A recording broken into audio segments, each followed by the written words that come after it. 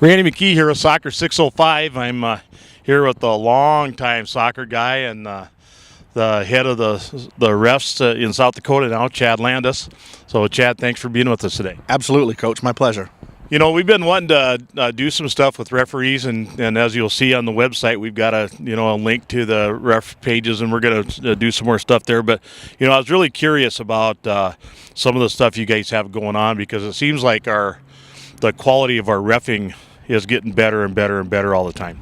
Well, I appreciate hearing the feedback on the referees improving. That's been something over the past 2 or 3 years we've been trying to work on.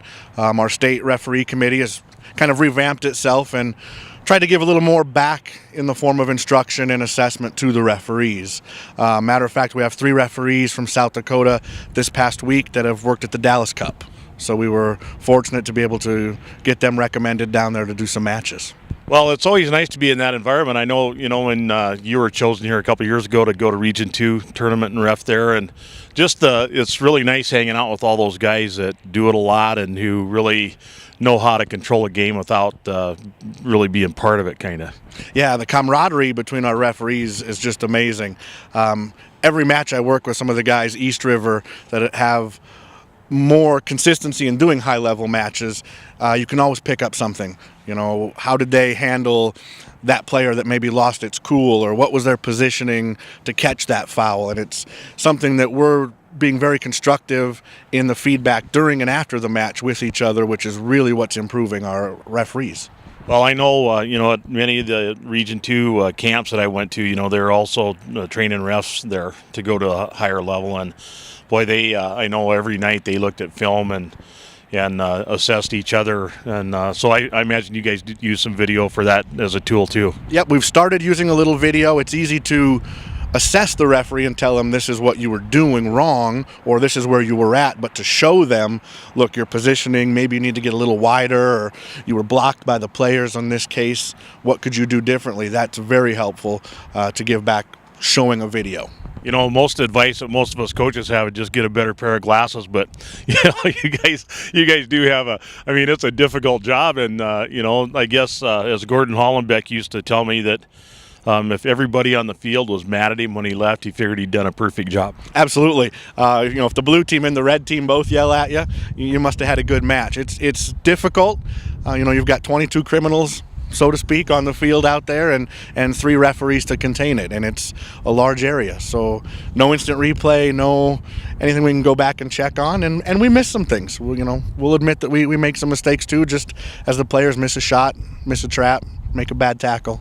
Yeah. Well, we all have imperfect times, and for coaches, that's about every time we step on the field. But so let's talk a little bit about what's happening with. I know one of the big issues nationally has been filling that pipeline with younger people to ref. So what's going on in South Dakota to do that? Yeah, what we're trying to do in South Dakota is get some of our old dogs to realize, yes, you can still do these matches, but maybe we need to start stepping a little bit to the side and giving some of these younger guys a chance. I'll compare it to high school. The high school coaches use the JV matches to get their players some experience. We need to start using some of these JV matches to give some of our upcoming referees experience. Otherwise, when some of us step aside, they're going to get baptized in those big games for the first time and won't handle it. So we want to slowly start working them in to the higher level matches bit by bit, so that as the players keep improving, our referees keep improving. Well, speaking of high school and JV and varsity, what kind of changes has your group had to make to get in line with the high school association rules? It's a great question. We're going to have to make some changes, as some of the schools have gone sanctioned and some aren't sanctioned. The way it has been, the club style, those referees can still stay under the USSF format. Business as usual for that. With the sanctioned schools, we'll have to get certified NFHS, National Federation High School. To the average fan player, there's no differences, just some small signals by the ref that are different. The clock stops, substitutions. There's some behind-the-scenes rules, but that'll take extra certification for the referees that wish to work those matches. Okay. Well, I know there's been a tremendous amount of discussion about the sanctioning, non-sanctioning, what's going to happen, and actually I think we're going to put up a poll on the site next week to see what our visitors think out there. So, you've got all these youth refs now, and they're reffing youth games. And what do you see? Do you see quite a lot of quality in those young people coming up? There's some that have the quality and the drive. There's some referees that are out there just something to do, make some money instead of Taco Bell or McDonald's. But there's some quality in some that want to improve. And when we go to assess their matches and give them some feedback, you can see the ones that genuinely appreciate it and want to improve at their craft. You have to want to do better. Yeah, you do. And I remember, when both my kids were younger and reffing, one of the things that bothered me the most when I took them to ref their games was when coaches and parents on the sideline would be yelling at a 13-year-old kid who's trying to do their best out on the field. That just irritated me to no end. Yeah, very frustrating when I go watch a match, or maybe I'm working as an AR for a young referee, and you hear the comments from parents, and most of them just don't understand the laws of the game. I can see why we lose young referees. I've been doing this, 15, 16 years, and I make mistakes and get yelled at, but for a 14-year-old to deal with that, man, I wouldn't want my own boys to have to deal with that out there. Yeah, I remember one game my oldest son was ref, and I went over at halftime and yelled at the coach, and I said, if I hear that guy yell at him once more, I'm going to come over here and blankety blank blank. And it turns out it was one of the kids' grandmas who sounded like a guy. Well, on the young referee note, if I can put a shameless plug in, we have a young referee, female and male of the year, and we've never had one of them from South Dakota win at the region level. So players, parents, coaches, as you're watching this, feel free to submit some nominations if you have someone that's doing an outstanding job.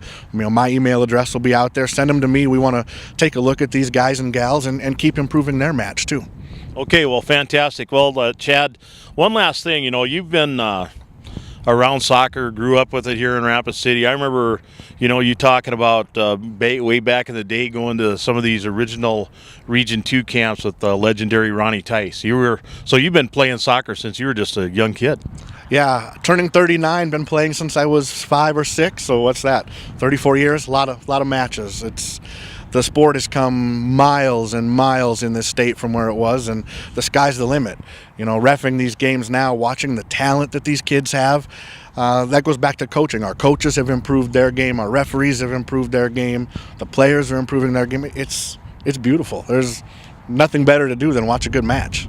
I had some, the other day, I had some 30-year-old guys that I coached when they were in high school come talk to my U15 team, and the first question that one of the girls asked was, did McKee make you guys run 240s too?